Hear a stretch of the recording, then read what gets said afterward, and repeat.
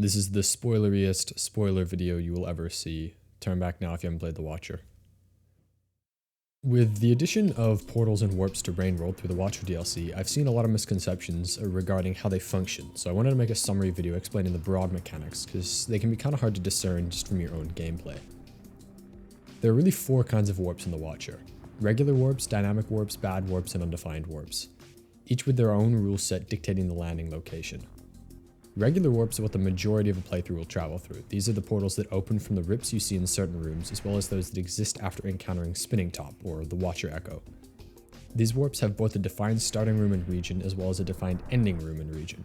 For example, I can say that if you found yourself in Torrid Desert and you made your way to room Z01, I can guarantee that the portal that opens there will take you to Heat Ducts, specifically to room H16, regardless of the playthrough you're on. Or if you visit Spinning Top and Signal Spires, you'll always land in Shadow Terrace in room P08. These warps are fixed and will be consistent from playthrough to playthrough. This also includes the warps from the vanilla regions at the start of the game. If your third Spinning Top encounter is in Chimney Canopy, you'll land in Sunlit Port.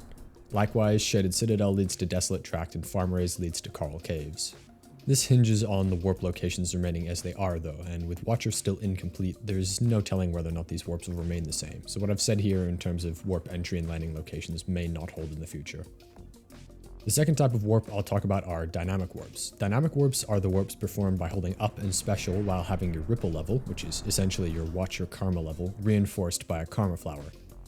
These warps generate a list of potential landing locations based on your current ripple level. Each landing location has a ripple level minimum requirement. If your current ripple level is below that, you won't land in that room. You will also, as of 1.10.4, no longer land in the same region. You have the best chance of landing in a certain room if your ripple level exactly matches the target.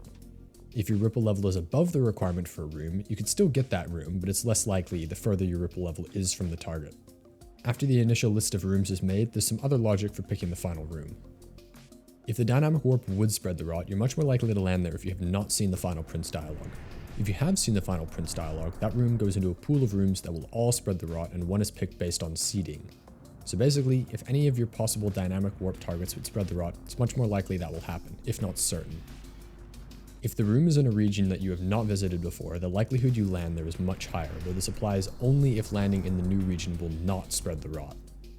After that final list is made, the target room is picked based on the sum of the Watcher campaign seed and the number of dynamic warps you've created during that campaign. So again, it's seeded.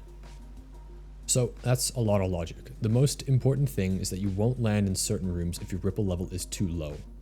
It's also important to note that the final room is seeded rather than entirely random, so if you were to keep all the conditions the same, dynamic warps would behave predictably. If you do not manually set a campaign seed in the Watcher Remix menu, however, you will have seed 0, which ensures the seed is randomized. The third type of warp is a bad warp. These are the kind of warps you get when you do a dynamic warp without karma flower reinforcement, or if you use any non-ripple warp with full warp fatigue, which is when the Watcher's camouflage stamina bar is completely purple. The two bad warps do have different logic, so I'll call them fatigue bad warps and flowerless bad warps. Fatigue bad warps will only ever land in a rotted vanilla region, those being decaying tunnels or drainage system, corrupted factories, which is industrial complex, infested waste, which is garbage waste, and crumbling fringes, which is outskirts. Flowerless bad warps have more logic and can land in either outer rim or a rotted vanilla region. If your first bad warp is a flowerless one, you'll always go to a rotted vanilla region. And since fatigue bad warps only ever land in a rotted vanilla region, you can count on your first bad warp always landing in one. If you've completed the rot ending, you'll always go to a rotted vanilla region. If you still have a room to unlock in the throne and your maximum ripple level is high enough, then you'll go to Outer Rim. If your maximum ripple level is maxed out and the prince is now in its puppet appearance, there's a true 50-50 whether or not you get to Outer Rim or a rotted vanilla region. Like dynamic warps, the final warp target chosen in either Outer Rim or a vanilla rotted region is seeded, so it's not truly random. The last kind of warp is an undefined warp. These are static warp points that do not have a defined landing target. Every ripple warp is undefined, and while the majority lead to Daemon, those are the ripple warps you see in most regions, a ripple warp from Shadow Terrace will lead to Ancient Urban, room E01 if you've not seen the shop room on that campaign, and room B02B if you have. If you're taking an undefined warp from inside a rotted vanilla region, which is any warp out of a rotted vanilla region, and if you've made progress in raising your maximum ripple level far past the number of prince encounters you've had, you'll go to Outer Rim. The only two other undefined warps are from Unfortunate Evolution to Outer Rim or Out of Outer Rim. The warp from Unfortunate Evolution to Outer Rim has a defined ending region, that being Outer Rim, but not a defined ending room. The undefined warp out of Outer Rim that I'm talking about is in room Desert 6, and it acts exactly the same as a dynamic warp, even though it's technically undefined. Otherwise, the game blanketly uses the same logic as it does for dynamic warps. That's a lot of information to take in, but the biggest things to take away are that 1. Most warps are static and not random, and 2. The vast majority of warps that are not static can be seeded to be predictable.